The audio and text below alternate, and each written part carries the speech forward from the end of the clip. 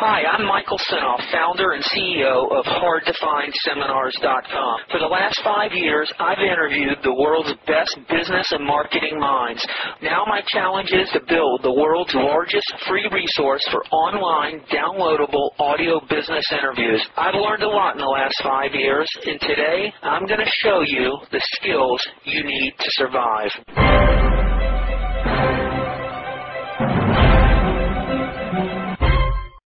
Okay, so then they came to you for more expansion, and then what'd you do?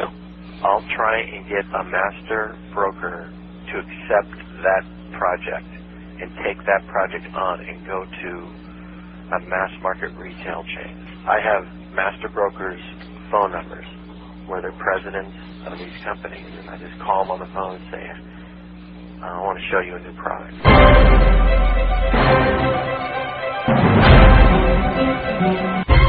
Hi, this is Michael with Michael Sinoff's HardToFindSeminars.com. Here's another recording related to my Wal-Mart series and how to get your product into Wal-Mart and other large mass merchandisers. It's a conversation with an expert on dealing with master brokers. His name is Bill, and he's going to provide you some alternative information about how to get your product into Walmart by using master brokers. Not many people know what a master broker is, and in this recording you'll learn about master brokers. You'll learn about how to use lobbyists to get your product into the mass merchandisers. You'll learn about IRI reports. We cover a lot of information in this audio recording, and I hope this is beneficial. Let's get going. Let's say this is based on your take of the business. You've been in it for 15 years. This is all your opinion. Everyone has different views and attitudes. So we're going to just go with what your feeling is. That's all. Okay, so your experience has helped get products into these type stores. And here's a partial list of the companies I can sell to. That's Costco, Hudson News, 10,000 Airports, etc., Wal-Mart, 7-Eleven, Kmart, Circle K, Target, Kroger's, QVC, Safeway, Shopping NBC, Albertsons, Home Shopping Network, Dwayne Reed, GNC, Amazon.com, Rite Aid, CVS.com, CVS Home Depot, Walgreens, Advanced Auto. Each store has their own methods. This is where experience comes in. I know most of the ropes to get in. To begin with, I hire brokers who lobby retail stores for me. The key is finding the right broker. Who are you? What do you call yourself? What do you do? What have you been doing for these 15 years that got you into all this? But really, I'm a scout.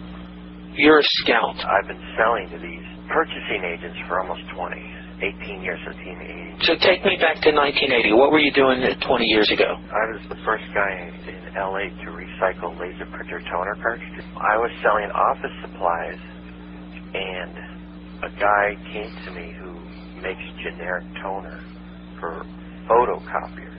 And he said this company out of Texas wanted to order toner to refill laser printer cartridges, and the toner that back then was negatively charged, but this toner they needed was positively charged, so it attracts to a drum. It's a negative positive thing going there. He's a toner manufacturer, and they asked him to make this toner. He didn't have any, so he gave them some sample generic toners that he was making for use in Xerox machine, which was an IBM Series 3 Model 40 toner. Anyway, they put it in a laser printer toner cartridge, and it worked. So they started ordering more and more and more. Anyway, he tells me about it, and he says, look, you're in charge of sales at this other company. You should do this on your own. So my wife Sharon and I started refilling laser printer toner cartridges. The toner cost $10, and at the time, the laser printer cartridges were selling for $120 at Businessland. They're still expensive as hell. Yeah, I know. Toner was only $10, so we started opening up the cartridges, taking a funnel and pouring the $10 toner in a $125 empty toner cartridge and selling for $89. How many were you selling? About 4,000 a month. 4,000 a month, and who were you selling to? Every law firm, most of the law firms and CPAs in LA. So you were going to law firms. Is this where it all started, where you approached a larger retail chain? Yeah, after everyone, we started going after Businessland, Every corporation. What were the hurdles you were coming up against trying to do it traditionally? Oh, the hurdles were HP said that we violated their patent by drilling a hole in their laser toner cartridge, even though I didn't use that method. But they used that as a way to say that their patent was being violated. Were they going after all the toner? After all the remanufacturers. Were they successful? No.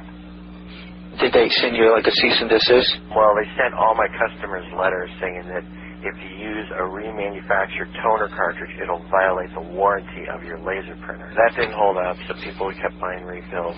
But it really slowed down the industry a lot because, you'd be scared, right? Especially like a lot of Fortune 500 companies that have relationships with Hewlett-Packard.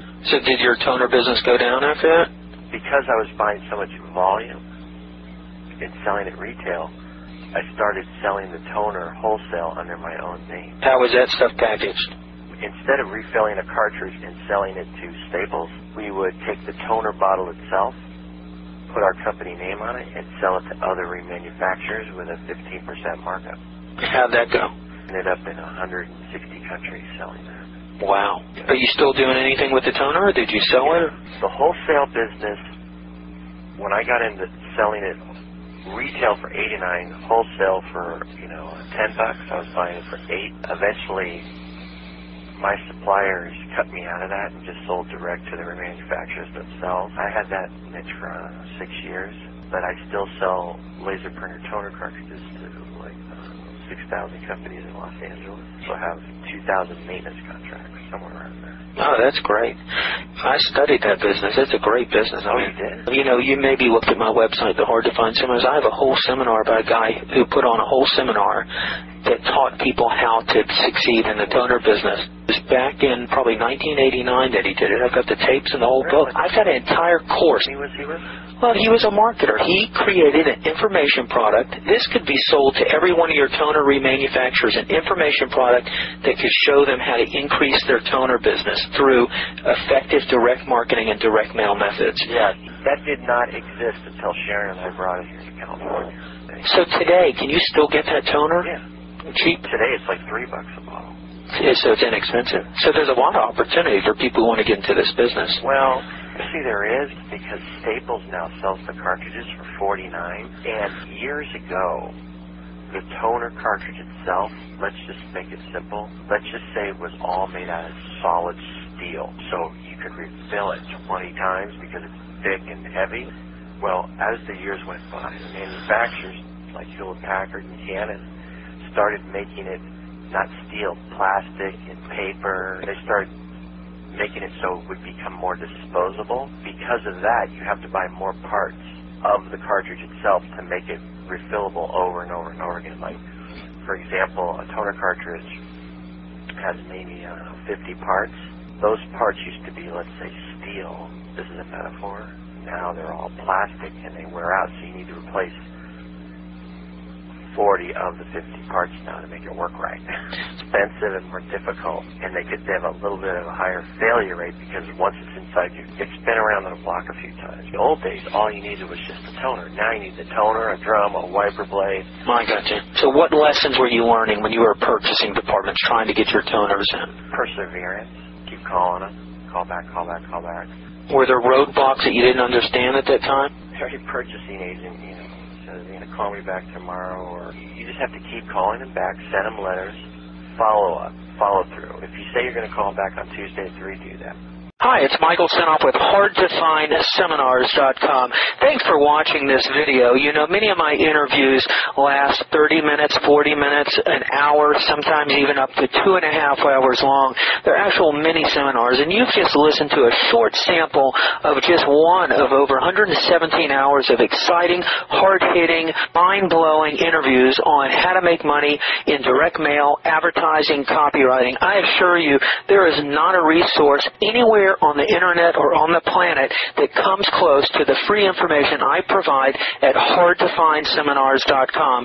So go right now to HardToFindSeminars.com and you'll have free access to 117 hours of audio interviews with typed word-for-word downloadable transcripts and downloadable MP3 files. Please browse some more of the videos or go right directly to HardToFindSeminars.com. Thanks for watching.